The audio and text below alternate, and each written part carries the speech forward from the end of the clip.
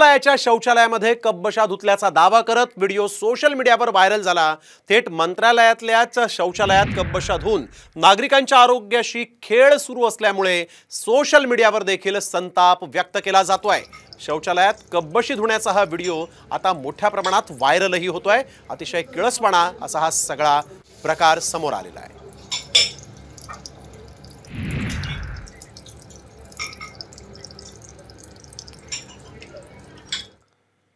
तर यानंतर वळूया पुढील राजकीय बातमीकडे। विधान परिषद निवडणुकीत क्रॉस वोटिंग करणाऱ्या काँग्रेस आमदारांवर तुर्तास कारवाई होणार नाही अशी माहिती सूत्रांनी दिली।